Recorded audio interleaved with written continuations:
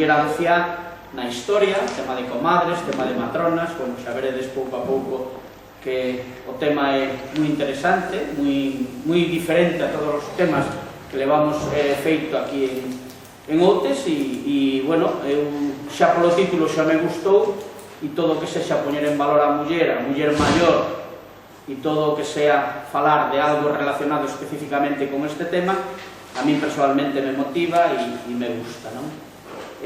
Sei que é un título complexo, porque vedes que hai poucos homes, pero nos arriscamos como sempre, e cando falamos de próstata nos faltan mulleres, e cando falamos de problemas de ovarios pois nos faltan homes, e en este caso pois nos faltan algúns dos homes que veñen habitualmente. Pero creo que como cultura xeral vai a ser algo desde logo moi aleccionador e moi interesante, como digo. A ponente de hoxe será a doutora María del Carmen Manresa López. Ela é matrona en Ribeira. Eu a coñecín a través de as redes e a través de teléfono e a través de correos electrónicos. Non nos conocíamos personalmente e levamos colaborando pois 2 anos xa. A raíz de que eu me metín no cuarto ciclo, me meteu Fernando, máis ben, o pediatra, e entón a raíz de toda esta relación nova entre alumnos, profes e clases e, bueno, a relación universitaria, que en realidade, ben sabedes, non ten nada que ver co que nos facemos habitualmente, coa clínica, e a verdade é que é un mundo evidentemente diferente, pero moi complementario, non? Entón temos a sorte de contar con Carmen, e veredes que, bueno, dará unha conferencia, espero que didáctica, espero que amena. Como sempre, ao final teremos o coloquio, se hai algo moi puntual que querades matizar mentras está dando a conferencia, pois se matiza, pero mellor, como sempre, as dúbidas as presentamos ao final e faremos o coloquio o tempo que querades hasta que o ben Carmen se canse ou Manolo se teña que marchar porque acaba o seu horario. Entón, imos dar comenzo, por suposto agradecendo a todas e a todos que estedes aquí hoxe e que espero que a conferencia nos guste tanto como me vai gustar a mí. Moitas grazas a todos.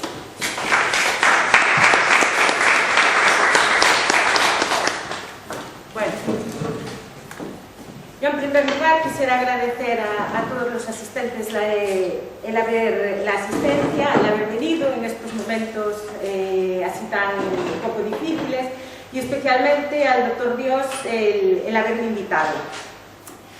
Yo soy matrona, primero hice enfermería, me especialicé e hice matrona. Las matronas es una especialidad concreta de la enfermería. E hice la tesis en un tema de historia de medicina. Hice la tesis doctoral relacionada con la salud materno-infantil en Santiago a mediados del siglo XIX y a principios del XX. Entonces esto me llevó a estudiar un poco la evolución de la profesión de matrona, que es mi profesión. Y dirán ustedes, ¿y a nosotros qué nos importa la evolución de la profesión de matrona? Bueno, pues puede que en principio no les pueda parecer interesante, ¿vale? Pero es la historia vinculada al nacimiento, que es común a todos nosotros, es un momento común a todos nosotros y presente en nuestras vidas. Aquí, tengo que enfocar aquí. Vale. Y siempre una comadrona ha estado presente en el nacimiento. Ahora voy a hablar un poquito de lo que es la historia de la profesión de matrona desde el punto de vista de la parte formal, la parte de la reglamentación, y voy a hablar también un poco del trabajo de las parteras, las mujeres del pueblo, las comadres, ¿vale? La medicina tradicional. Y también brevemente sobre una profesión, una ocupación que hoy en día ya no existe, que es la de nodriza, la del ama de cría.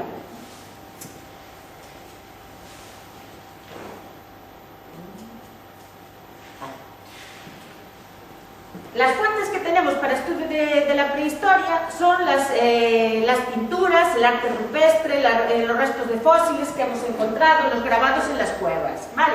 Entonces, por los grabados en las cuevas que se han localizado, vemos representaciones de mujeres pariendo en cuclillas, a veces acompañadas de otras, y ejerciendo muchas representaciones presión bajo el vientre, ¿vale? La mujer paría sola o ayudada por otras. Voy a sacarme unas diapositivas y después vuelvo atrás. Las primeras culturas en las que tenemos registros escritos es en Mesopotamia y en Egipto, ¿vale? En Mesopotamia las parteras eran consideradas como sacerdotisas y eran encargadas de la salud sexual y reproductiva, ¿vale? Esta es una representación de la diosa del parto. En Egipto la mujer ostentaba un alto estatus social, no había discriminación ninguna con respecto al hombre y ejercían las comadronas de forma libre. Tenían una competencia exclusiva reconocida, gozaban de gran prestigio y estima en el desarrollo de su labor y tenían una parte de aprendizaje teórica y otra parte de aprendizaje práctica junto a otra partera más experimentada. Manejaban drogas, fármacos y realizaban pequeñas intervenciones quirúrgicas. Los conocimientos que tenemos de ginecología y obstetricia nos vienen de los papiros, ¿vale? Los papiros de Evers, los papiros de Kaun y el papiro de Beskar, datados en torno a 1550 y a 1900 a.C. En el papiro de Evers se nombra se especifica cómo se realizará un diagnóstico del embarazo, métodos para acelerar el parto, métodos para realizar un pronóstico del recién nacido en función de su llanto o de cómo sustentaba la cabeza, y se determina que la asistencia al parto debía correr a manos de parteras expertas. El papiro de Kaun introduce el tratamiento de algunas enfermedades del útero y la vagina y métodos para el diagnóstico del embarazo y determinación prenatal del sexo.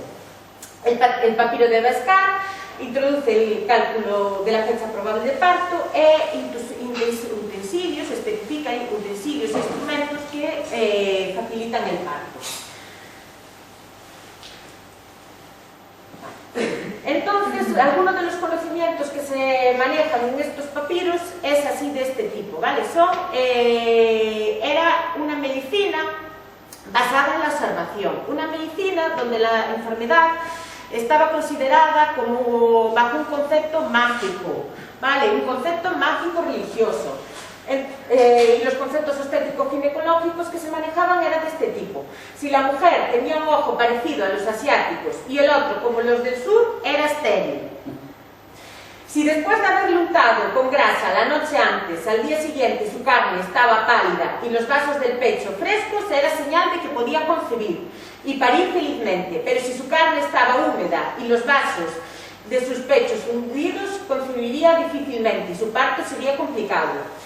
Si la mujer, después de haber estado sentada sobre harina de dátiles mezclada con cerveza, vomitaba, era señal de que podía concebir y el número de partos sería igual al número de veces que hubiera vomitado. Si le hacían ruido de las tripas después de una fumigación o llevaba vientos o orinaba con heces, concebiría, pero si en lugar de eso vomitaba, era estéril. Si al regar una planta con orinas de la mujer las hojas se marchitaban o la planta no crecía, se descartaba el embarazo. Esto era la determinación que tenían para realizar el diagnóstico del embarazo, para que se haga una idea de los conocimientos que se manejaban. Para parir se utilizaba la silla de partos, ¿vale? La mujer paría en cuclillas o sentada en una silla de este tipo, y los partos tenían lugar en casas de parir o cámaras de parir, que eran unas salas que estaban grabadas, que tenían unos grabados con escenas de parto. Vemos representaciones del parto en grabados, la mujer sentada sobre esa silla o en cuclillas.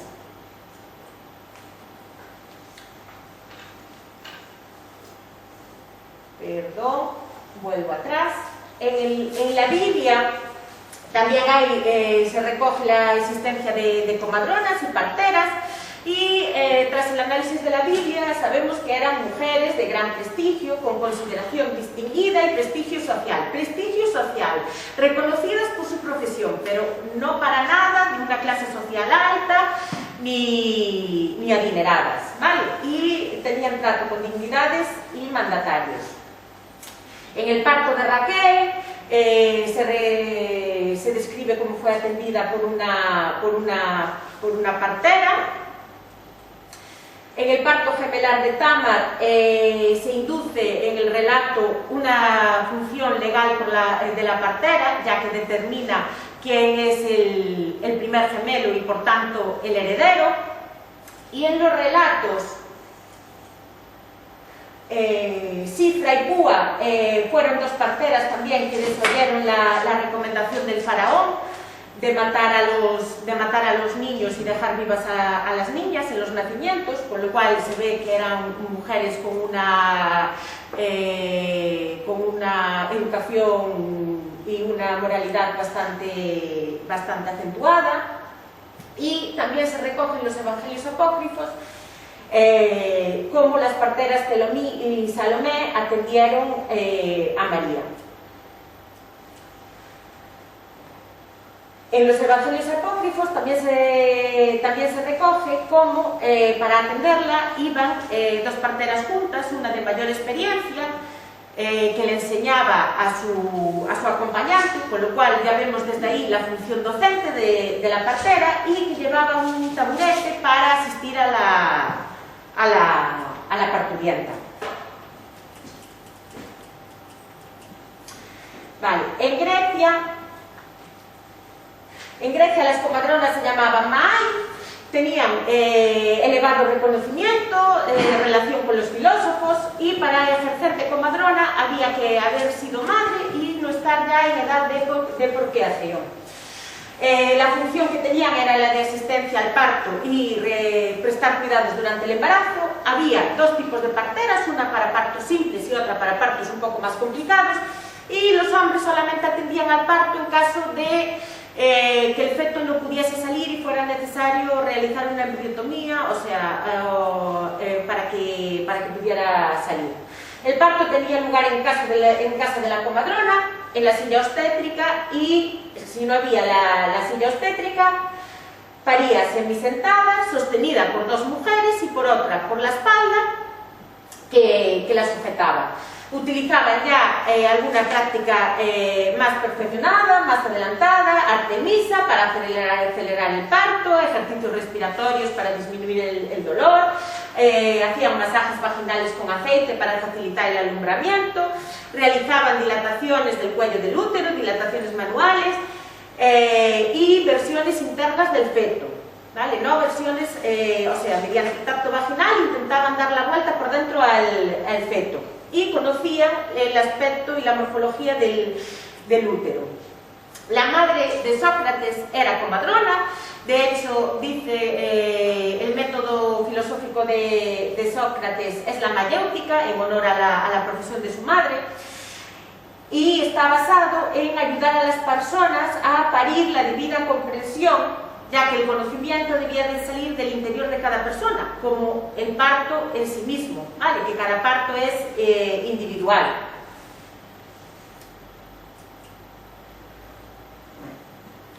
Como hemos dicho, como acabo de decir, en Grecia la encargada del parto era la mujer, y solamente los médicos, los hombres, actuaban en casos de partos complicados. Entonces ahí vemos la fachada de la Facultad de Medicina de París, que tiene una representación del juicio que se le practicó a Agnódice. Agnódice fue una mujer griega que pertenecía a una familia rica, que se formó en Alejandría junto a filósofos y científicos importantes. Y cuando regresó a Grecia y vio que a las mujeres no se les permitía practicar la medicina y los partos, no se les permitía practicar embriotomías, decidió disfrazarse de hombre. Entonces empezó a asistir a los partos complicados disfrazada de hombre. Cuando llegaba allí se presentaba delante de las mujeres y sacaba el disfraz. Entonces su fama empezó a crecer mucho, ¿vale? Entonces sus compañeros médicos empezaron a rebelarse y la acusaron de que seducía a las pacientes. Entonces tuvo lugar un juicio que la lograron absolver debido a la petición popular de sus pacientes. Bueno, es una leyenda. En Roma se llamaban obstetris, viene del verbo obstar, que significa estar delante de, ¿vale? La comadrona estaba delante de la mujer en el parto. Era un oficio reglamentado por el Senado. De hecho, el Senado dictaminaba las parteras que estaban aprobadas en su oficio y nombraba a las parteras encargadas de asistir a la mujer del César. Las escuelas estaban abiertas a las mujeres y había escritos publicados por mujeres. La matrona era una mujer de cierta autoridad, comadre, de mismo cierta autoridad en relación al mismo nivel que la madre, y celebraban las fiestas, las matronalias, en honor a la diosa del parto.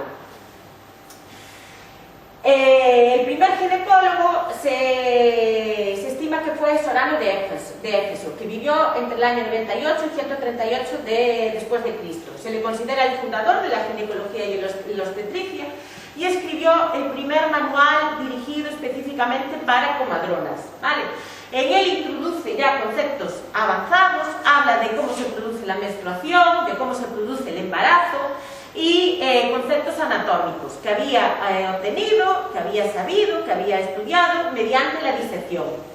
Y ya introduce algo avanzado en el momento, que es que rechaza el uso de amuletos como anticonceptivos, rechaza las prácticas mágicas.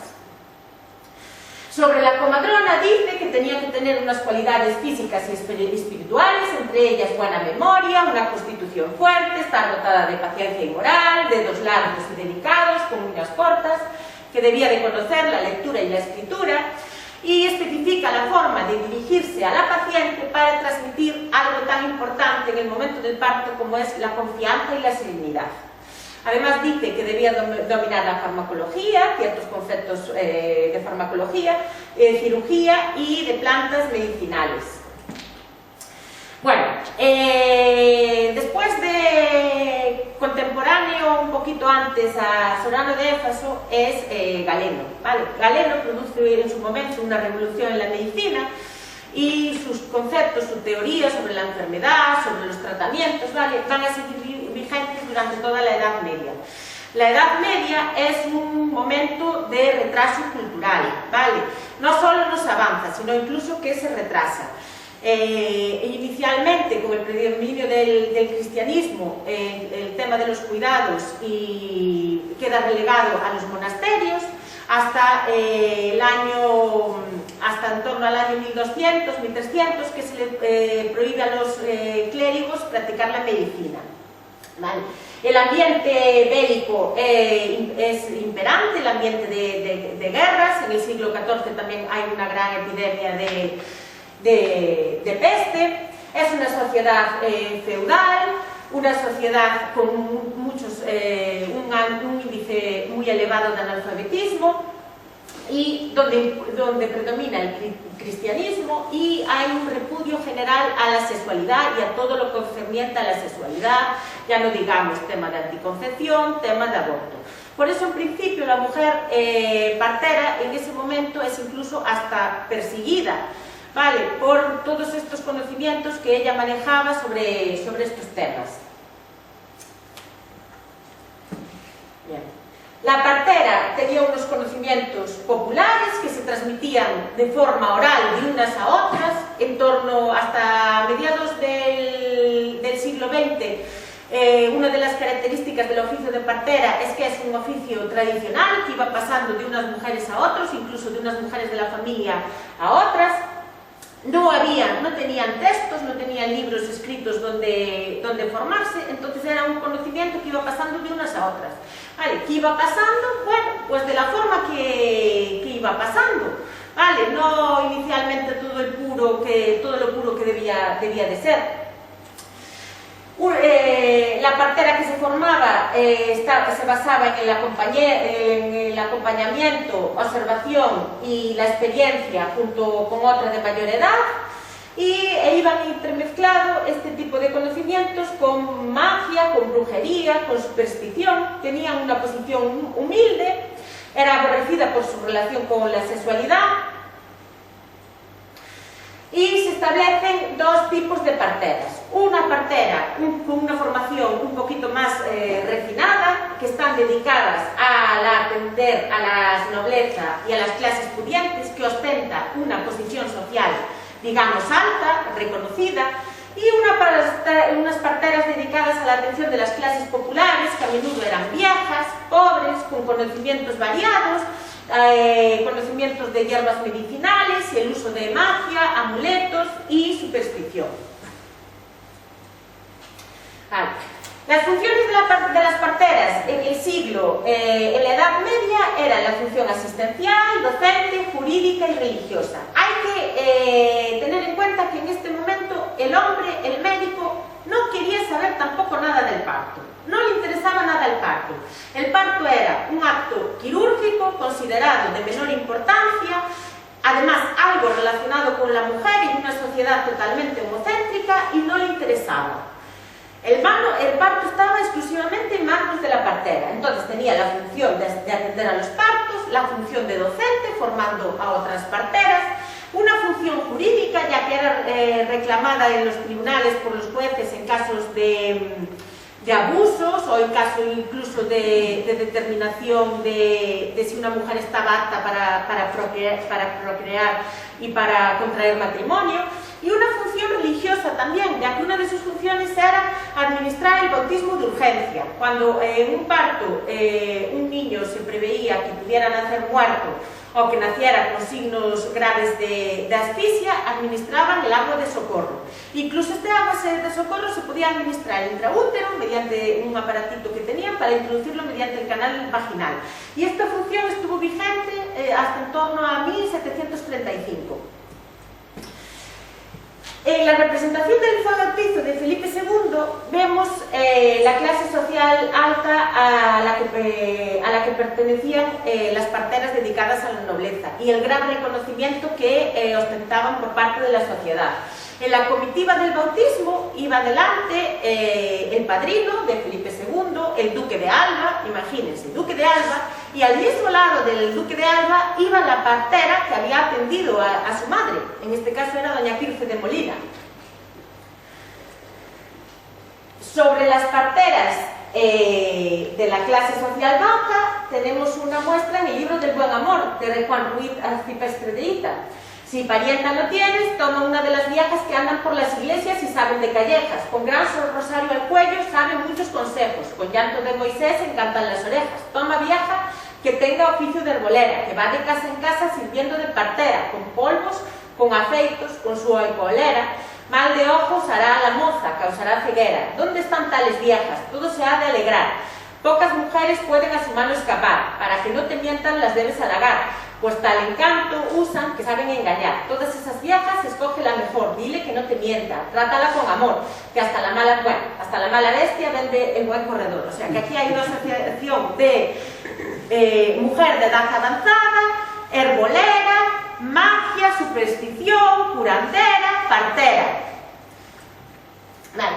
En todo este entorno de oscurantismo y situación de oscurantismo que fue la Edad Media, hubo en el siglo XI un foco de luz que fue la escuela de Salerno, ¿vale? Que fue una escuela donde se formaron médicos que traían los textos originales a través de África, los textos recuperados de Grecia, ¿vale? Y ahí se formó Trótula. Trótula se considera la primera mujer ginecóloga de la historia, ¿vale? Fue en el siglo XI, y a partir del siglo XII el ejercicio de la medicina en Europa queda prohibida a las mujeres y a los judíos, ¿vale?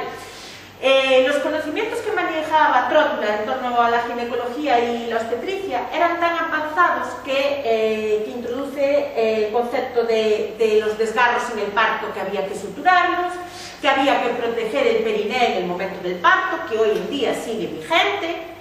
La importancia de la limpieza y la contaminación en todos los procesos quirúrgicos, cuando después la antisepsia se descubrió en el siglo XIX, a mediados del siglo XIX, la utilización de opio, o sea, de analgesia durante el trabajo de parto, que quedó totalmente proscrita por parte de la Iglesia, la utilización de analgesia durante el trabajo de parto, e incluso a principios del siglo XX era una de las cuestiones que se seguían discutiendo ampliamente. Bueno, pues años posteriores, algunos autores, siglos posteriores, ponían en duda que unos conocimientos tan elevados pudieran venir de una mujer. Así que imagínense también ustedes la situación que ostentaba la mujer en ese momento. En las cantigas de Alfonso X el Sabio también se recogen escenas de parto, y en las partidas, la segunda partida versa sobre las cualidades que deben ostentar las matronas. En la sexta partida se refiere a este tipo de mujeres sabidoras que se dedicaban a la asistencia al parto y al tratamiento de las enfermedades propias de la mujer y algunos padecimientos del niño. Y también especifica que en la casa donde tenía lugar el parto no podía haber hombres, y solamente podían estar 10 mujeres buenas que sean libres y hasta 6 sirvientas que no sean ninguna de ellas preñada, y otras 2 mujeres sabedoras que sean usadas de ayudar a las mujeres cuando paren. ¿Vale? Esto se refiere a la comadrona experta y a la otra que se estaba formando. La Celestina de Fernando Rojas también nos habla de que era partera, de que era una mujer popular, que todos cuantos se encontraba por la calle, a todos consideraba ahijados, porque a todos había estado ayudando en el parto. Y en este momento de tanta digamos, asociación con brujería, con magia, con mujeres aficionadas, se producen los primeros intentos de reglamentar la profesión de matrona, ¿vale? Y de regular el oficio de matrona, que son las Cortes de Zamora en 1434 y las ordenanzas de 1448. Entonces otorgaban cartas de aprobación a las parteras que tenían mayor experiencia y mayores conocimientos, para tratar de distinguirlas un poquito. Para obtener estas cartas de aprobación era necesario realizar un examen ante los alcaldes de los pueblos de Castilla. Y en 1477 se establece el Real Tribunal del Protomedicato por los Reyes Católicos, que era para regular las profesiones de médicos, cirujanos y otras profesiones sanitarias. Al inicio, en 1477, las matronas quedan fuera de esta regulación. En principio, esto fue tomado como que no eran consideradas como profesiones sanitarias, que no eran consideradas profesionales sanitarias. En 1498 se les obliga a pasar este examen. En principio viene un reconocimiento como profesionales sanitarios, pero esto a la larga los historiadores se ponen de acuerdo que fue el inicio del declive de su autonomía en el parto, ¿vale?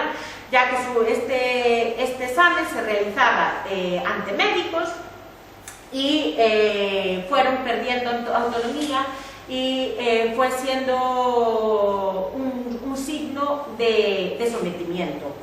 Lo vamos a ver después. Para hacernos una muestra de una idea de cómo era la obstetricia de la época es la biografía de Felipe II, ¿vale? La obstetricia no solamente influyó en la vida de Felipe II, sino también en la política de España. Felipe II se casó 4 veces, saben ustedes que con cada matrimonio había un tratado en el que se cedían territorios. Entonces esto también influyó en la vida política.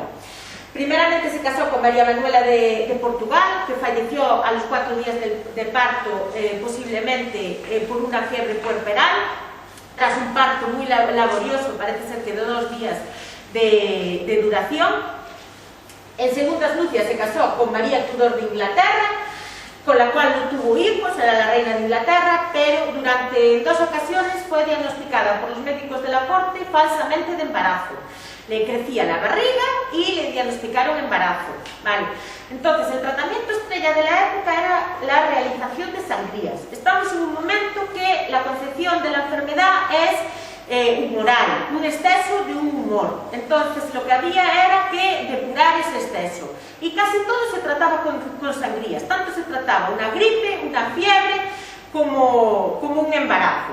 Bueno, pues entonces fue sometida a sangrías, diagnosticada 2 veces de embarazo y al final falleció. Parece ser que lo que tenía era, lo que dicen los historiadores, era un gran tumor de útero o de ovarios, ¿vale? Después se casó con Isabel de Valois, que también murió después de un aborto, también infectada de una fiebre puerperal. Y finalmente se casó con Ana de Austria, que se cree que murió de una gripe. Los partos de la realeza, en el concepto de hoy en día, son totalmente inimaginables, ¿vale? Hemos visto, como en las disposiciones anteriores, en los partos de las mujeres no debía de haber ningún hombre, pero en los partos de la realeza eran partos multitudinarios y partos con muchos hombres. Había que haber muchos testigos, ¿vale? Porque desde el nacimiento de Pedro el Cruel, cuando nació Pedro el Cruel, se cree que su madre no estaba realmente embarazada y lo que hicieron era pasar por hijo suyo a un niño judío, a Pedro el Cruel. Entonces, desde aquel momento era necesario la presencia de testigos en el parto. Testigos que eran altos funcionarios reales o también el rey. En las crónicas del parto de Isabel II se dice que no emitió ni un lamento por tanta vergüenza de estar tan rodeada. Las crónicas de otros partos de una reina posterior era que no se le producían las contracciones, ¿vale? Las contracciones están producidas por una hormona que se llama oxitocina. Esa hormona se inhibe ante la presencia de nerviosismo, ante la presencia cuando se libera otra hormona que es la adrenalina. Bueno, y parece ser que ante la presencia de tanta gente tan nerviosa que estaba, que no tenía contracciones.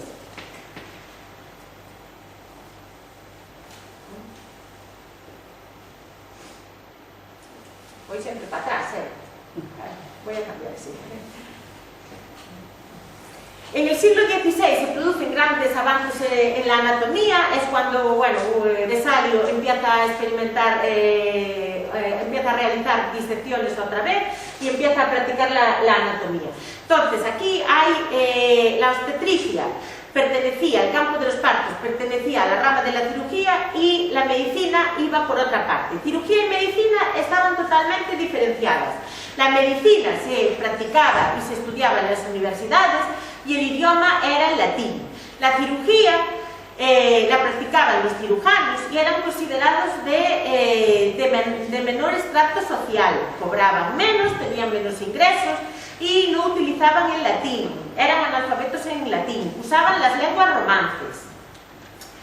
Bien, los cirujanos empiezan a asistir a partos complicados y empieza una corriente un poquito de desprestigio hacia las parteras, a la vez que los cirujanos se van introduciendo un poquito en el tema de los partos, en el tema de los partos complicados. En Alemania se publica el primer libro dedicado a matronas en lengua romance, en lengua que ellas manejaban, no en latín, y en España se publica en 1541 el libro del arte de las comadres o madrinas para el regimiento de las preñadas y paridas y de los niños, que es de Damián Carbó, un mallorquí, que escribe un libro para la formación de las matronas en español. Según él, las características de la buena comadre es que la primera de las cuales tiene que ser muy experta en su arte, debe de ser ingeniosa, moderada, que tenga buenas costumbres, buena cara, bien formados sus miembros, buena complexión, que no sea fantástica, que no sea riñosa, que sea alegre, gozosa para que con sus palabras alegre a la que pare, que sea honrada, que sea casta para dar consejos, que sea secreta, que tenga las manos delgadas, que mire las carnes que tiene que tratar, que sea ligera en el tacto, para no hacer lesiones, que tenga temor de Dios, que sea buena cristiana, que deje cosas de sortilegios y fuera de supersticiones. Bueno, era prácticamente perfecta. Bien, en el 1522, en un momento que solamente los cirujanos podían acceder al parto complicado, un cirujano en Alemania, el doctor Berg, murió quemado en la hoguera, condenado por asistir a partos normales, ¿vale? Asistía a partos normales, él era cirujano, él atendía partos complicados, pero pensaba que para atender partos complicados primero tendría que saber atender los partos normales. Entonces se disfrazaba de mujer y atendía los partos. Lo descubrieron y fue quemado en la hoguera, en Hamburgo. En el siglo XVII es un momento cumbre en el cambio de la atención al parto. Viene de mano de Paré, gran cirujano francés, que él promueve la introducción de los cirujanos en la asistencia al parto normal en Francia, ¿vale? Crea la primera escuela de matronas también, y todo esto en Francia, acompañado de algún parto de la realeza que había tenido un mal resultado, que había muerto de la parturienta de fiebre puerperal, hicieron que se corriera la moda, que empezara la moda de los reyes, empezar a llamar a cirujanos para los partos. Entonces establecieron dos modelos bien diferenciados de atención al parto. Uno por los reyes y las clases altas, las clases y la nobleza, que sus partos eran atendidos por cirujanos, y las mujeres comadronas que atendían a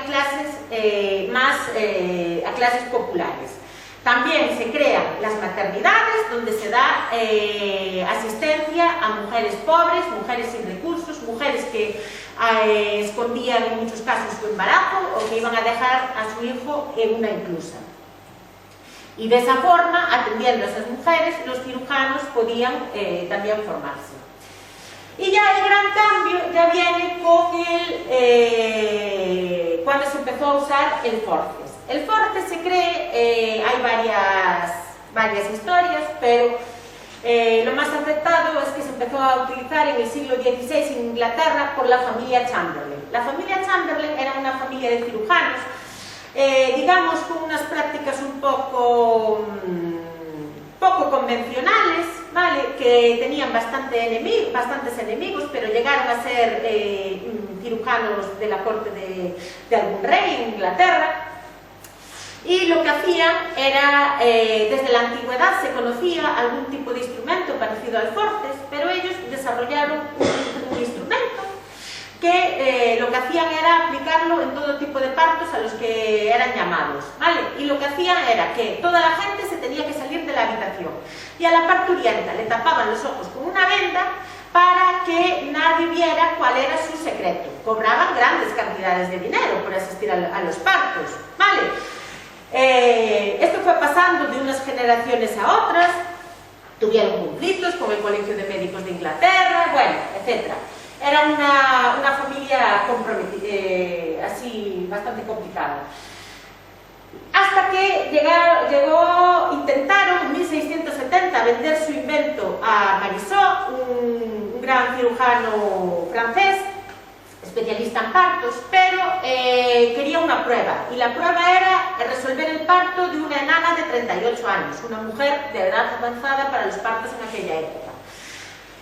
No lo lograron vender porque finalmente en ese parto murieron tanto la madre como el niño. Entonces ahí ya el negocio se fue abajo. El último perteneciente a la saga Chamberlain murió sin descendencia, entonces a partir de unos años antes de su muerte, en 1720, empieza a difundir su instrumento, su novedad, y lo publica en 1733 Chapman. Entonces ahí ya queda totalmente establecida la diferencia. el hombre cirujano instrumentador, ¿vale? Usando el forceps. Se empieza a utilizar en todo tipo de partos, que pudieran pagar esa asistencia, ¿vale? Porque era una asistencia cara. Y bajo una creencia de que ya podían controlar los partos y se podía controlar la naturaleza. De ahí viene el cambio de postura en los partos, como pasamos de una posición vertical desde la prehistoria, de pie, sentada en cuclillas, pasamos a la posición de litotomía, que no es por otra cosa que por realizar la instrumentación del parto con el forceps. En España, esta moda del parto ser atendido por cirujanos comadrones llega en 1713. Llega con la corte de los Borbones, que viene un cirujano francés, Clement, a asistir el parto de la primera esposa, María Luisa de Saboya, de Felipe V. Entonces, siempre las clases populares o las clases medias siempre lo que tienden es imitar a las clases superiores. Entonces esto se pone de moda en España y empieza a ser requerido por los nobles, ¿vale? En principio se producen también grandes críticas, como hace Francisco de Quevedo, que les llama vendimiadores de vientres, pasteleros de úteros, segadores de menstruos, hurones de pocilgas humanos y buces de orina que empujan vaginas. Bueno, les habla un poquito de todo. En principio entre las clases populares estaba mal visto, ¿vale? Estaba mal visto que un hombre se dedicara a atender partos y estaba también mal visto que una mujer se dejara atender por un hombre. La primera reglamentación del ejercicio de matrona viene después en el año 1750, que se publica una cartilla en modo de preguntas y respuestas que tenían que aprender las matronas que quisieran pasar un examen delante del Real Tribunal del Protomedicato, ¿vale? Para poder ejercer la profesión reglamentada y poder separar de toda esta corriente de parteras asociadas a brujería, superstición. Se pretendía hacer frente de la impericia de algunas parteras y de algunos hombres que para ganar su vida habían tomado el oficio de partear. Para poder acceder a este examen, los requisitos eran pagar la tasa, que en aquel momento era 100 reales de vellón, que no era accesible tampoco a todas las parteras, ser cristiana y acreditarlo mediante presentación de fe de bautismos y presentación del certificado emitido por parte del cura párroco de su lugar acerca de vida y costumbres. Aportar también información sobre limpieza de sangre. Y los exámenes se realizaban delante de un médico y una matrona examinadora. El cargo de matrona examinadora, con el paso de los años, se fue perdiendo, ¿vale? Entonces ahí es cuando empieza el inicio del sometimiento, de ser consideradas de menor nivel, porque los exámenes se realizaban ante médicos. En este momento quedan establecidas dos vías de formación. Una de forma autodidacta a través de textos, manuales publicados o de esa cartilla, y otra mediante una formación que se empieza a dar en los Reales Colegios de Cirugía, el primero, el de Madrid, en 1789, que da una serie de horas de formación dedicada a las parteras, pero después había que revalidarse, digamos así, que pasar el examen delante del Tribunal del Protomedicato.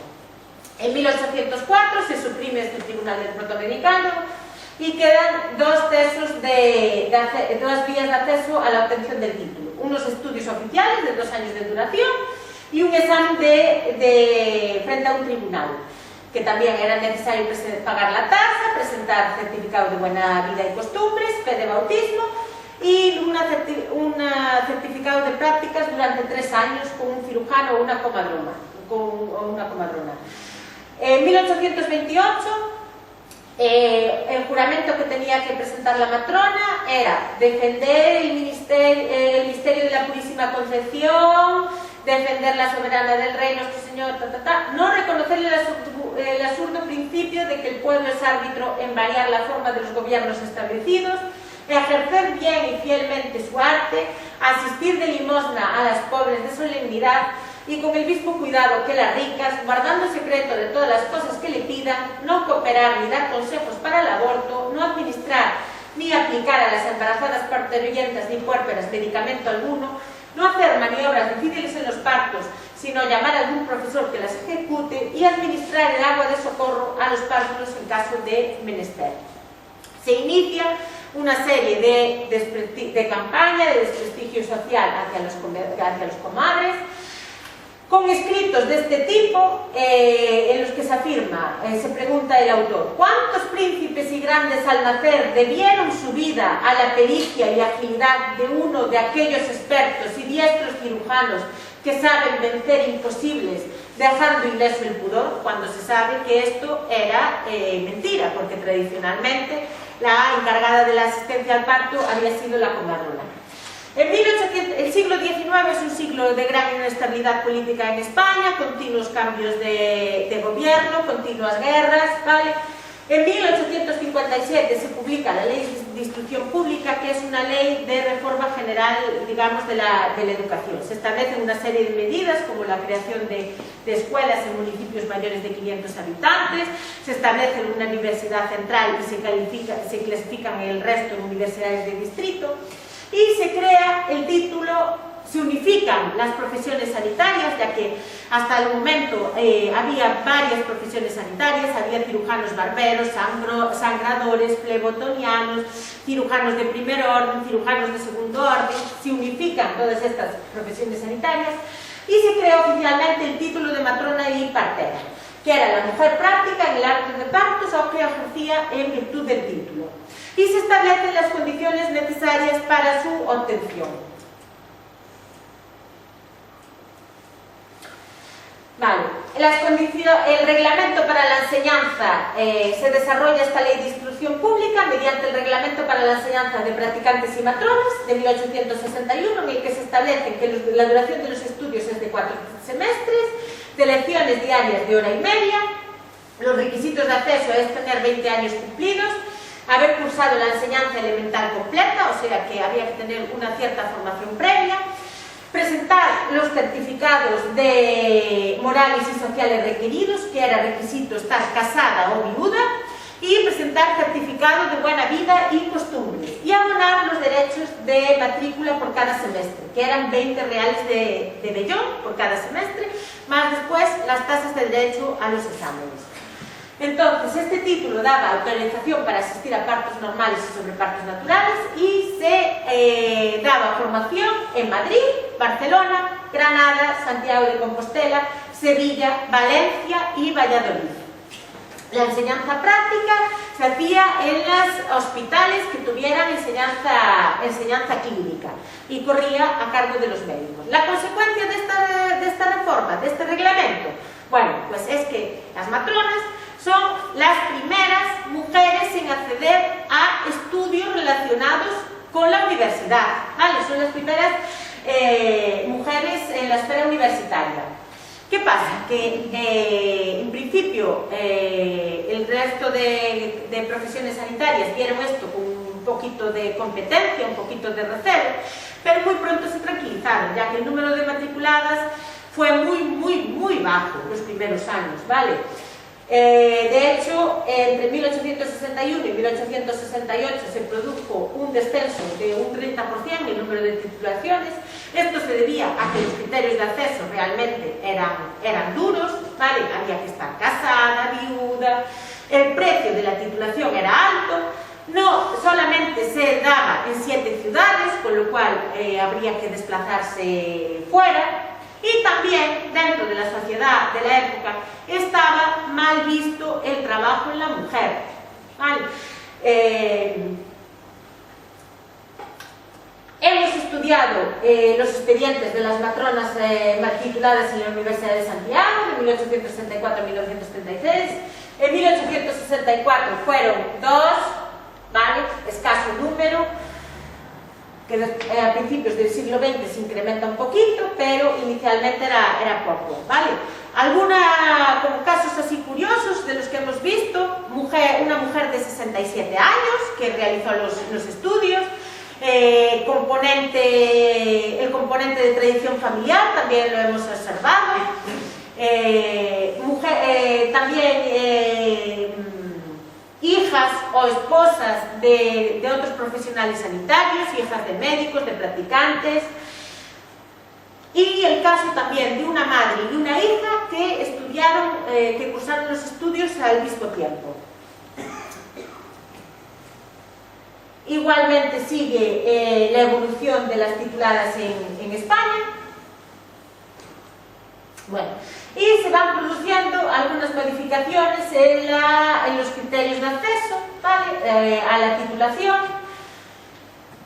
que lo que van asegurando conforme va pasando el siglo XX es asegurar que las matronas tengan una mayor formación cuando entran en los estudios, ¿vale?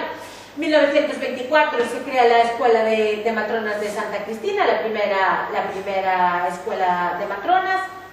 En 1931 se establece la colegiación obligatoria.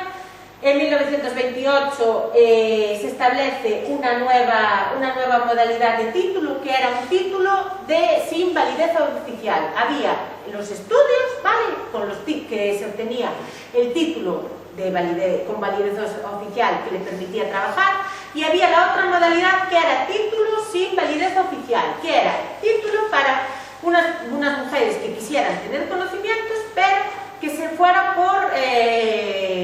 por formación, por autoformación, pero que no estaban destinadas a trabajar. Bien, en 1953 se produce la unificación de matrona, enfermería y practicante, la formación de los estudios. Y tal como están hoy en día, hacemos la carrera de enfermería y después hacemos un examen tipo, que a ustedes les sonará más, un examen tipo MIR, en nuestro caso se llama EIR, enfermera interna residente, donde ahí se puede acceder a la especialidad. Y la supresión de la limitación de acceso por sexo a los estudios de matrona es desde 1980. Desde 1980 pueden ejercer hombres. En 1931 también se produjo un gran cambio, que es el inicio del seguro de maternidad, ¿vale?, que eran las destinatarias eran las obreras y las empleadas inscritas en el régimen obrero. Entonces ahí se ofertaba asistencia al parto por matronas y médicos en clínicas o domicilio, y también se realizaban otras actividades de consejo y vigilancia. Estos son anuncios del entorno de Santiago y de Galicia cómo se promocionaban las comadronas en prensa, donde se habían formado, matrona de la Casa de Maternidad y Expósitos de Lugo, es ayudante del doctor Recasés, tocólogo de Su Majestad la Reina Victoria, etc. Bueno, esto es un ejemplo del maletín de la comadrona a principios del siglo XX, donde llevaba un poquito de todo, ¿vale? Tenemos que pensar el entorno de los partos del siglo XX, el entorno rural, las dificultades de desplazamiento que había, etc. Bueno, y la atención al parto en Santiago. Bueno, pues Santiago estaba en una situación, digamos, privilegiada, ¿vale? Tenía la clínica de partos del Hospital Real, instaurada en 1846. Entonces, ahí en 1845 se publica el Plan Pidal. El Plan Pidal lo que hace es a los estudios de medicina darle una vertiente más práctica, ¿vale? Es decir, que solamente no se va a estudiar teoría, sino que hay que hacer también práctica. Entonces se establece en cada hospital unas clínicas destinadas a la formación de los estudiantes de medicina. Una de las clínicas que se estableció, una de las salas primeras, fue la sala de partos en el Hospital Real de Santiago, donde hoy está el Hostal de los Reyes Católicos. Bueno, pues ahí iban los estudiantes de medicina a cargo del catedrático de cada asignatura, e iban a pasar visita, y a ver cómo se trataba a los enfermos, ¿vale? Había Santiago de Compostela, la relación con la universidad y los grandes médicos, cuna de la medicina gallega, ¿vale? Había gran número de consulta de médicos particulares y de matronas para quien pudiera acceder a esos servicios.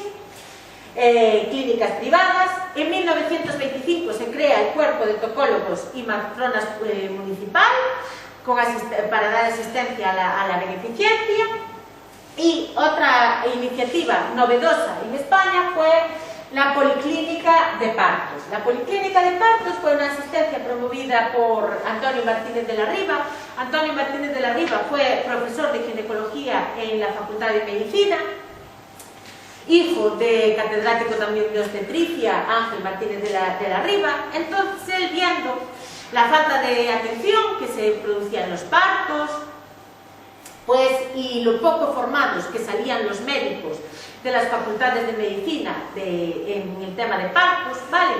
Hay que tener en cuenta que en estas clínicas de partos que he mencionado, los alumnos prácticamente lo único que hacían era pasar visita, pero acababan la carrera de medicina prácticamente sin haber realizado ningún parto. Los únicos casos prácticos que habían resuelto, cuando había suerte, era sobre un maniquí.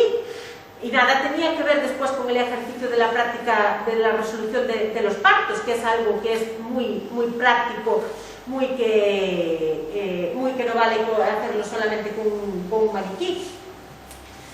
Además, había pocos especialistas, entonces a él se le ocurre hacer esta iniciativa que se llamaba Policlínica de Partos, que consistía en que los alumnos de sexto año de medicina podían ser llamados, junto con el profesor encargado de la asignatura y él, a asistir partos normales a los domicilios de las mujeres pobres, ¿vale? A los domicilios de las aldeas de las mujeres pobres.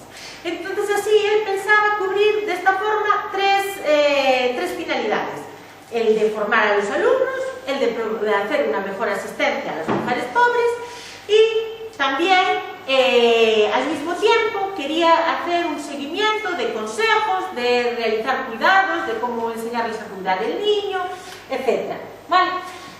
Esto funcionó unos 15 años, ¿vale? Pero enseguida vio como el primer año atendió bastantes partos, pero enseguida vio como su objetivo de atender partos normales se frustró, porque estos servicios de la Policlínica de Partos eran requeridos cuando había alguna complicación en el parto.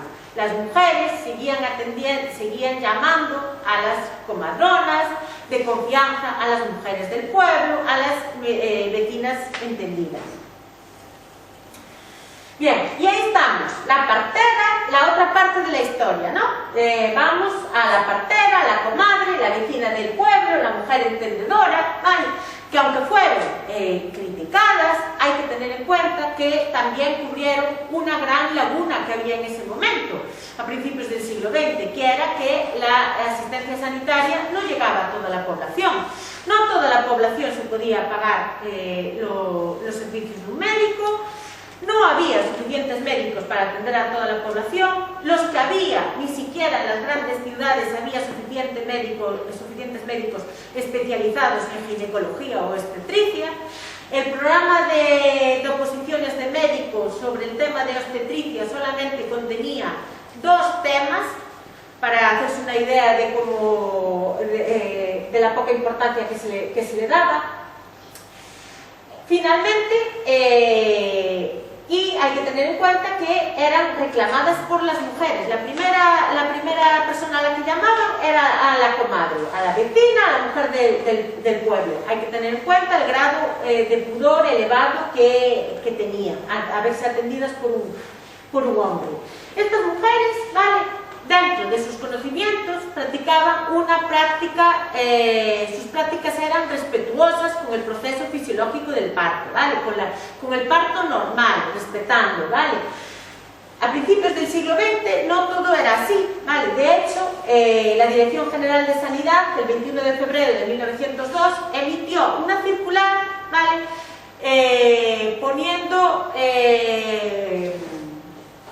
para tratar de advertir a algún médico de que dejara de manipular el parto y dejara de intervenir, que dejara de fluir el parto por sus cauces naturales. Entonces, estas mujeres, los conocimientos que tenían sobre partos provienen de la medicina popular, ¿vale? Hay diferentes medicinas populares. Los conocimientos de medicina popular son enormes. El uso de sustancias, el uso de amuletos, las prácticas mágicas, ¿vale? Hay diferencia entre la medicina popular de una zona de costa o una zona de montaña. No hay unos límites estrictos. La medicina popular de Galicia confluye con la medicina popular de Asturias o de León. Hay que decir que en las zonas rurales pervivió durante más tiempo esta medicina popular y pervive la medicina popular en torno a la asistencia al parto hasta que se inicia de forma masiva la asistencia maternal en el hospital a partir de 1960. ¿Vale? La base terapéutica de estas mujeres era la aplicación de remedios de origen mineral, animal y sobre todo vegetal, sobre todo hierbas. ¿Vale? Y todo esto muchas veces ayudado por una serie de actuaciones mágicas sin sustento científico, una serie de rituales, pero que en la mujer pues, tenían un poquito de efecto sugestivo.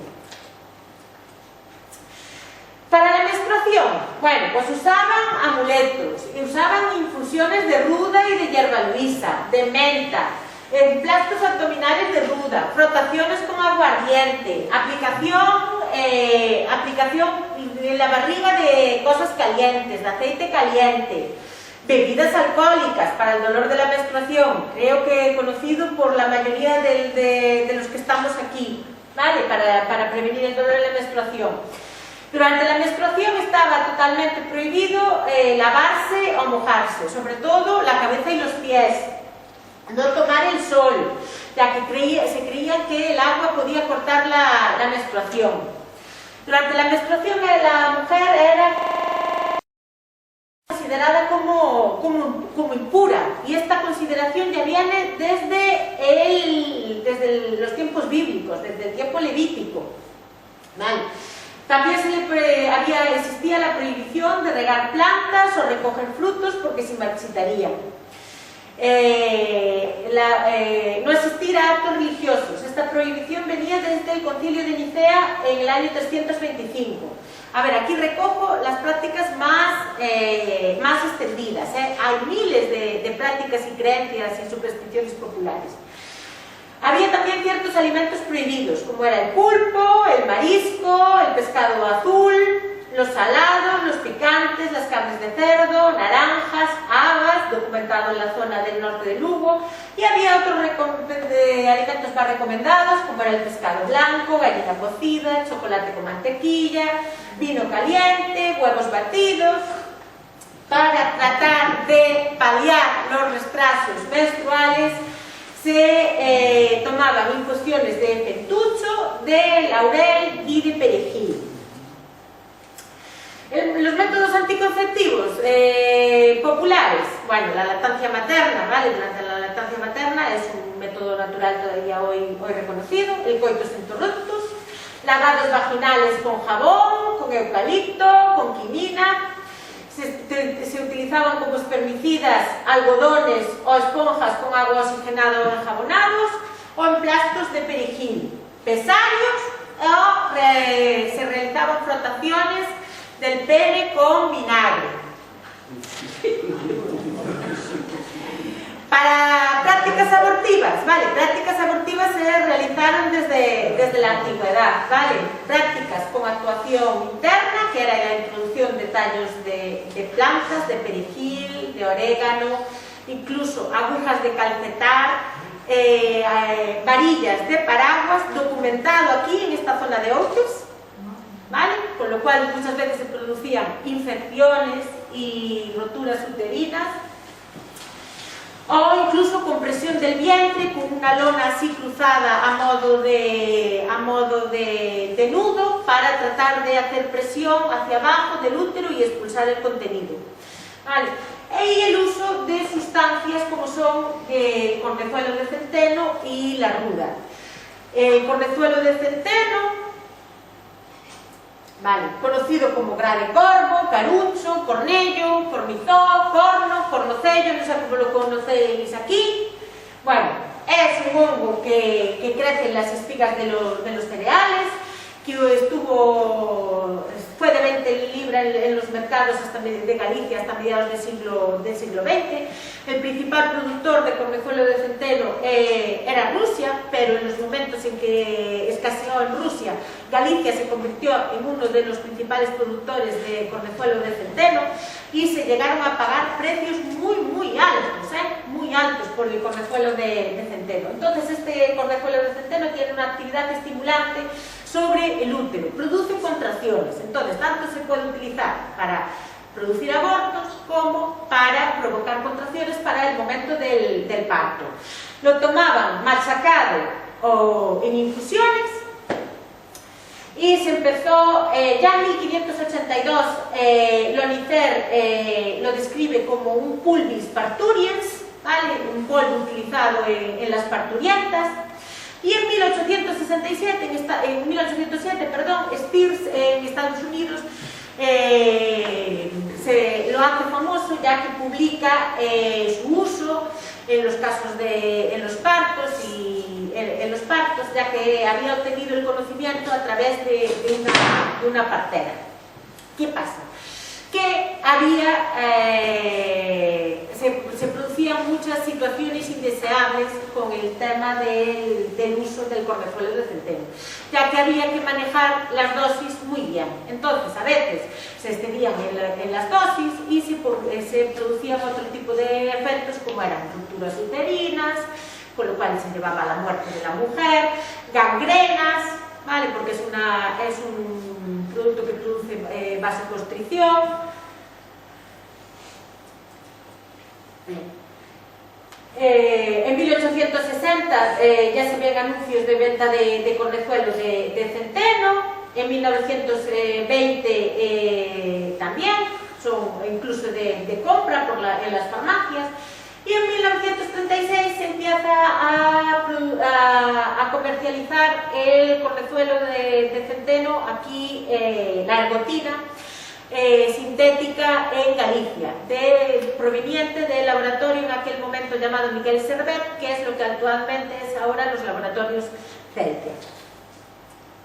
La ruda también es una planta ya descrita en el Dioscóridis, que el Dioscóridis es un libro del siglo I después de Cristo, que fue traducido en 1588 y es un libro sobre farmacología que estuvo vigente durante cientos de años, ¿vale? Ya está descrita en ese libro como que caliente, corroe, abrasa, provoca orina y provoca el menstruo, estriñe el vientre y mata a la criatura dentro de él. Bebida o comida, también disminuye el esperma, entonces de ahí viene su uso como abortivo o como anticonceptivo.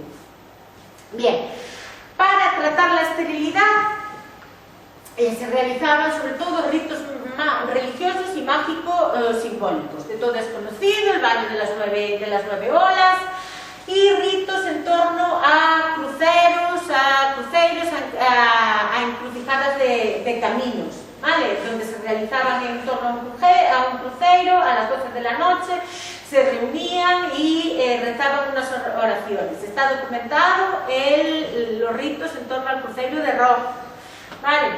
Se utilizaba realizar el acto sexual sobre la perla de Avalar. Esto todo eran creencias mágicas. El uso de piel de serpiente en infusión o colocar la piel de serpiente debajo de la cama. El uso de hierba de enamorar o a erva preñadeira en infusión. Durante el embarazo lo que se tendía era a una sobrealimentación, un comer para dos, ¿no?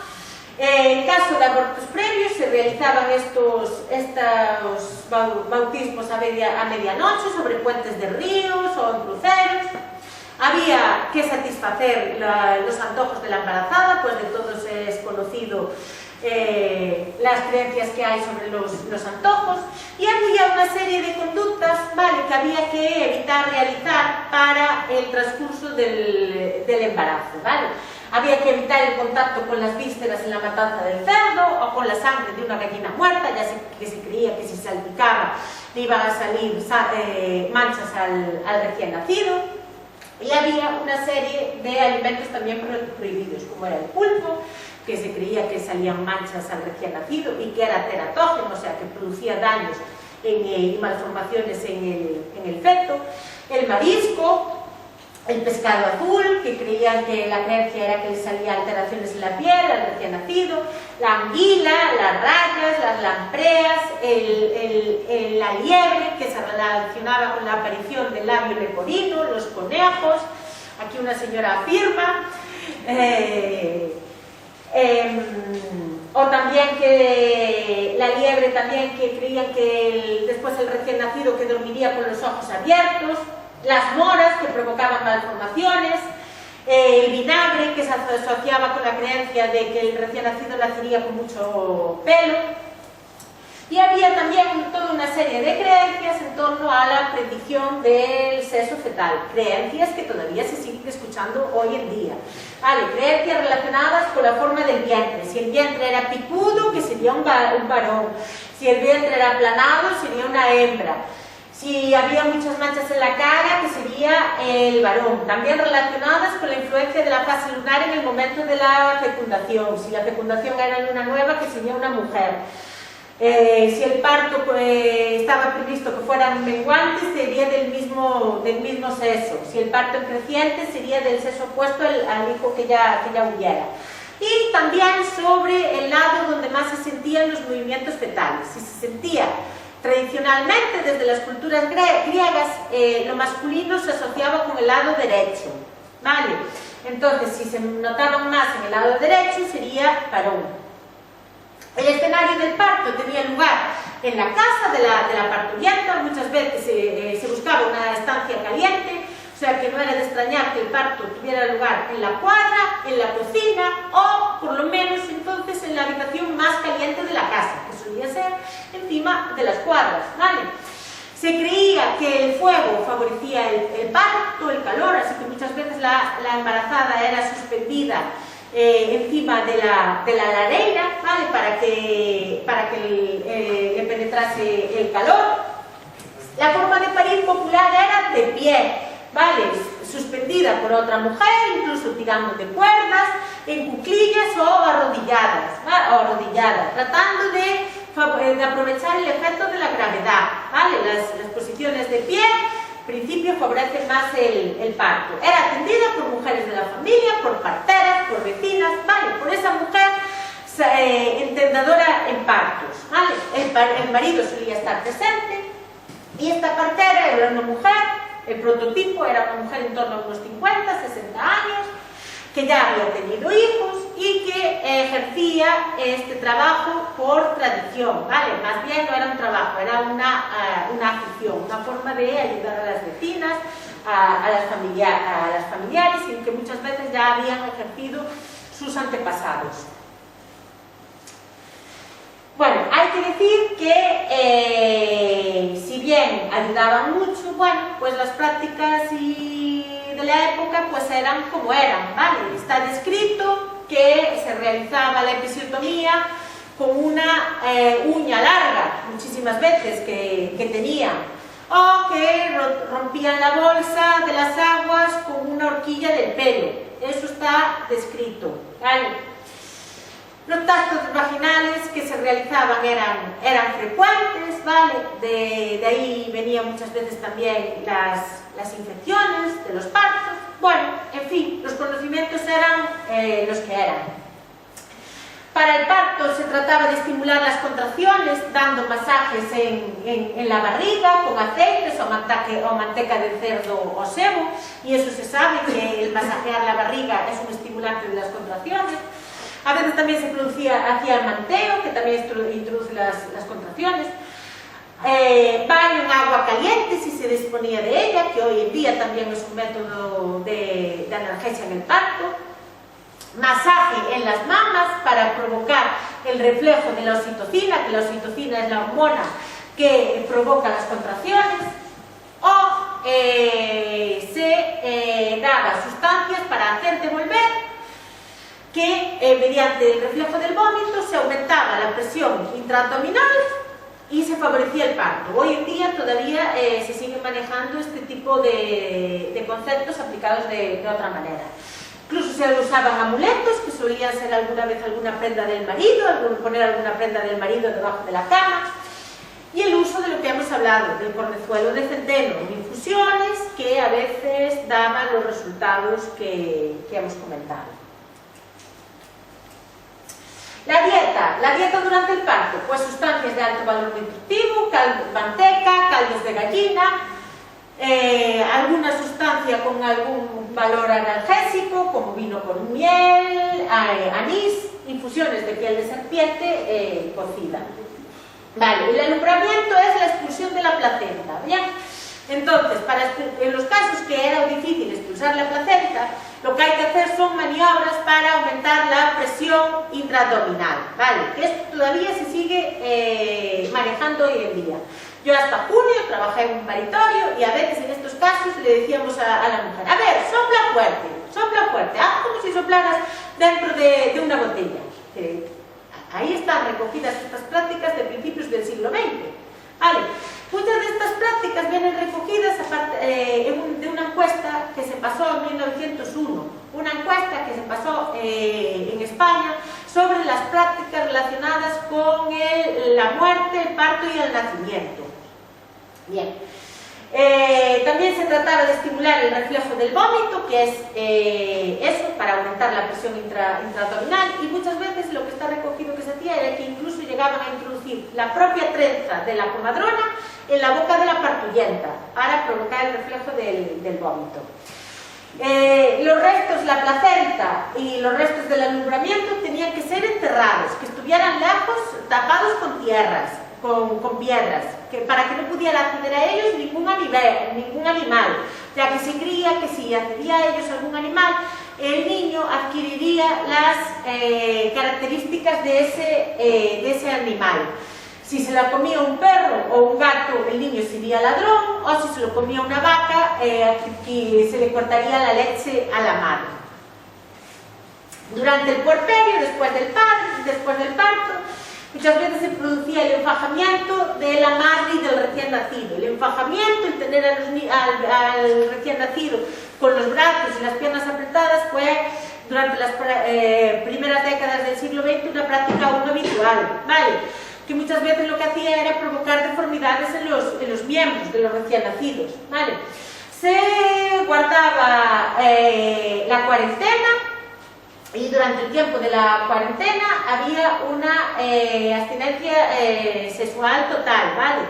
Pero también para tratar de proteger al hombre, ¿vale? Se consideraba que se le podría transmitir algún tipo de enfermedad.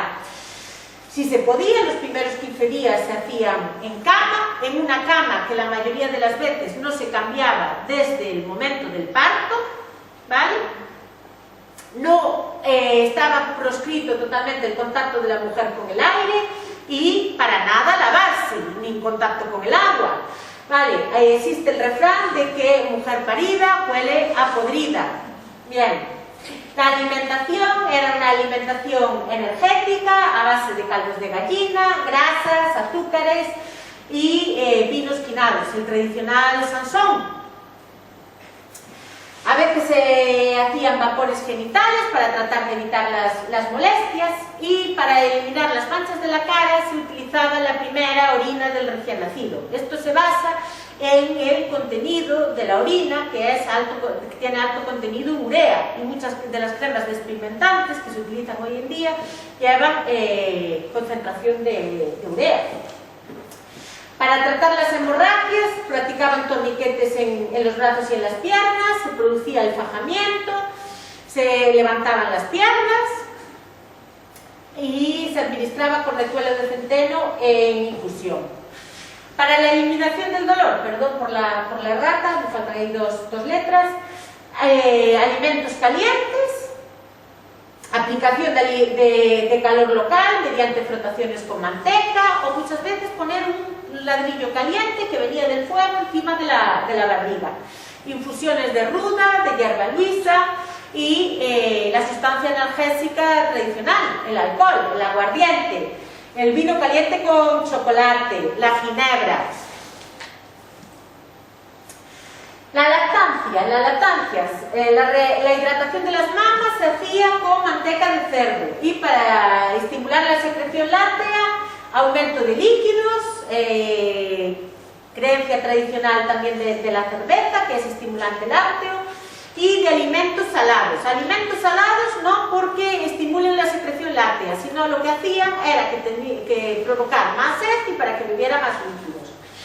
Para cortar la leche, el fajamiento de las mamas y muchas veces poner sustancias aversivas sobre el pezón, como restos de excrementos.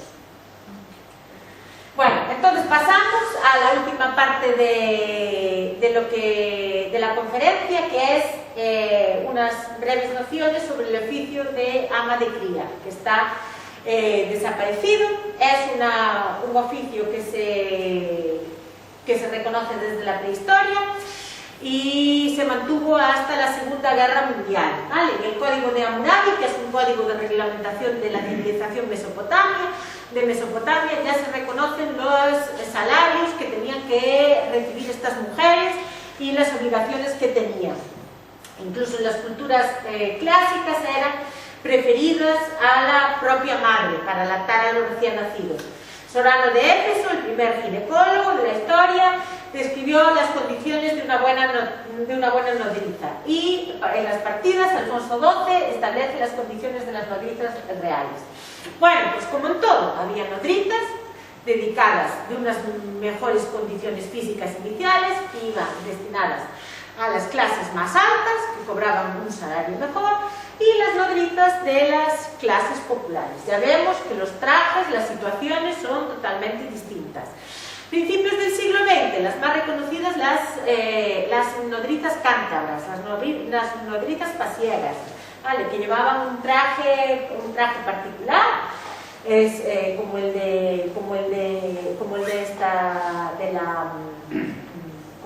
esta primera, unos collares típicos de cuentas, la falda llevaba unas franjas de terciopelo. Bien, hasta el siglo XVI solamente usaron sus servicios la aristocracia, pero después, a partir de ahí, se produce la extensión a la burguesía y a las clases populares. Incluso una mujer, digamos, pobre, a veces tenía que contratar a una nodriza de peores condiciones, muchas veces que ella, para poder salir a trabajar, ¿vale? Entonces estos usos se generalizó por moda, por imitación de las clases superiores, por ostentación, ¿vale? Ya que muchas veces era una forma de demostrar que se podía pagar a una nodriza, y hay fotos, fotos históricas que se ve cómo salen la familia a pasear con la nodriza por los parques, ¿vale? Porque había algún tipo de enfermedad en la madre o no podía lactar, ¿vale? O incluso porque la madre tenía que cumplir sus obligaciones maritales, ¿vale? Había la creencia de que las relaciones sexuales durante la lactancia podían perjudicar al recién nacido. Entonces, para eso se contrataba una nodriza. Había dos regímenes de contratación: las nodrizas internas, dentro de una casa, ¿no? Que iban a una casa, y las nodrizas externas, ¿vale? Que incluso estaban en su casa del campo, y estaban criando a un niño, ¿vale? Esto pasaba muchas veces con las nodrizas de las inclusas, con las nodrizas de las casas de expósitos, que le asignaban un expósito para criar junto a su hijo en la aldea, ¿vale? Las nodrizas internas, pues ¿qué llevaba consigo? Pues el abandono de sus propios hijos, ¿vale? Que dejaban en la aldea a sus propios hijos.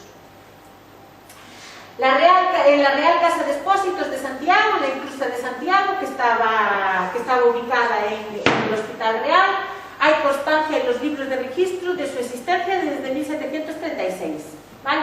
Hubo nodrizas externas que se dedicaban a lactar sus pueblos, en sus aldeas, hasta 1943. Y el último libro de registro de nodrizas internas que hemos localizado, bueno, nosotros, digo, yo cuando hice la tesis con el profesor Ponte, pertenece a 1931.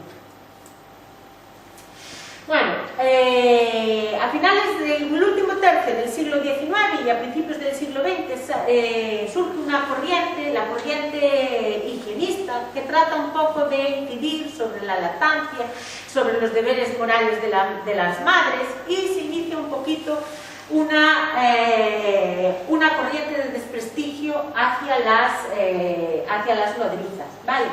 Incluso se trata de influir en las madres, calificándolas como que la madre que no lacta no debe de ser considerada madre, y se califica este tipo de trabajo como lactancia mercenaria, ¿vale?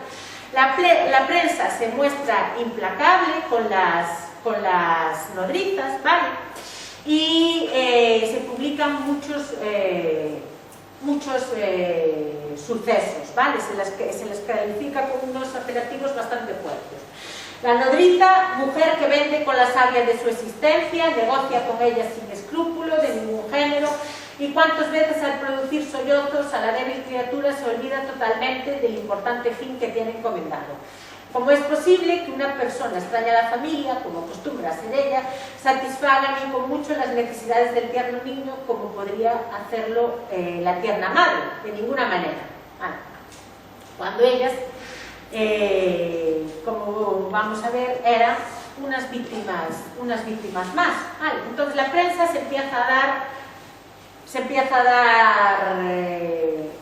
dar eco de una serie de los accidentes, ¿vale? Accidentes que se producían, por ejemplo, las nodrizas que tenían niños a su cargo en la aldea. Bueno, pues sí, algún niño, pues los accidentes típicos de la aldea, de las condiciones de vida de la época, ¿vale? Las que no eran ni mucho menos las que son hoy. Pues algún niño pues tenía accidentes con animales, aparecen publicaciones de algún cerdo que mordió a niños, o que incluso que algún niño que murió por un cerdo. También, como en todas las profesiones, alguna nodriza que mató a algún niño, ¿vale? Situaciones que se producían en las casas, incluso de conflictos con el resto de criados, ya que ellas se veían en una posición superior, ya que de ellas dependía la crianza del niño. También situaciones en que las nodrizas tenían a su cargo, las nodrizas externas, algún niño que estaban, claro, ellas recibían una remuneración, ¿no? Pues también situaciones de impago, situaciones incluso de niños que después no eran reclamados por sus padres y que tenían que se quedaban en la aldea a cargo de ellas. Y por no hablar de las situaciones que vivían en las inclusas, ¿vale? En principio para las inclusas iban las de peores condiciones, ¿vale? Las de peores condiciones porque eran los sitios donde se pagaba menos. En las inclusas la situación era trágica, había a lo mejor una nodriza para alimentar a 4 o 5 niños. Así era la tasa de mortalidad tan alta que había en las inclusas. También surge, afortunadamente, algunas voces defensoras que exponen públicamente la situación que viven estas mujeres, ¿no? A las aldeanas de Galicia no se les enseña a leer y escribir. En la infancia se les dedica al pastoreo, en la pubertad y juventud a los trabajos más penosos de la agricultura, que la naturaleza reserva solamente al hombre, y cuando llegan a ser madres, casadas o solteras, son alquiladas como vacas lecheras, enviándolas a Madrid y demás ciudades a ejercer el oficio de nodriza, a criar a los hijos de los ricos por unas miserables pesetas. Se les obliga a abandonar a los hijos de sus entrañas y a criar por un miserable estipendio.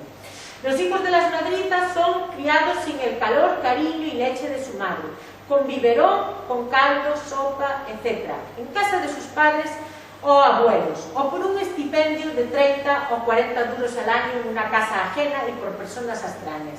La mayoría de ellos sucumben y los que se crían no andan hasta los 3 o 4 años, se les retrasa el habla y la dentición, tienen las piernas torcidas, el vientre abultado, todos son escrofulosos y los varones en el 95% son exceptuados del servicio militar.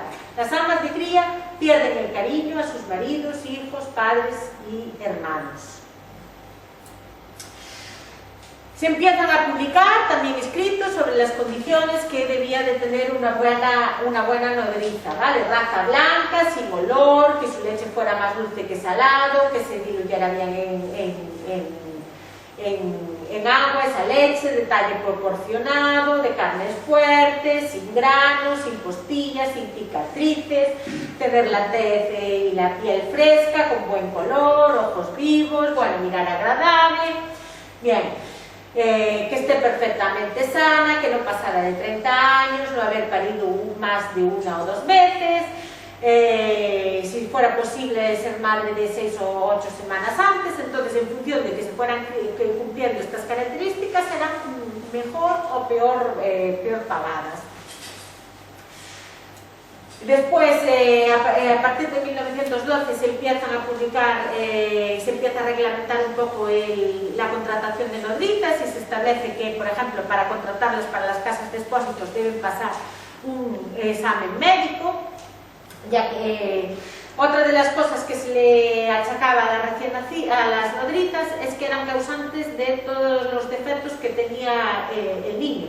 Incluso si el niño resultaba ser zurdo, se le atribuía ya directamente a la nodriza, ya que lo relacionaban que fuera zurdo con una mala posición al lactar, ¿vale? Se contrataban mediante el vis a vis, mediante recomendación, o también había muchísimos anuncios en prensa. Hemos estudiado los anuncios en prensa de las nodrizas y hemos encontrado en prensa gallega más de 5.000 anuncios en pocos años, ¿vale? El tipo de anuncios era así, y después también se establecieron agencias de contratación, sobre todo en las grandes ciudades, ¿vale? Tiempo después también ya ofrecían un certificado de análisis de leche. Y nada más, esto ha sido todo. Muchas gracias por vuestra atención.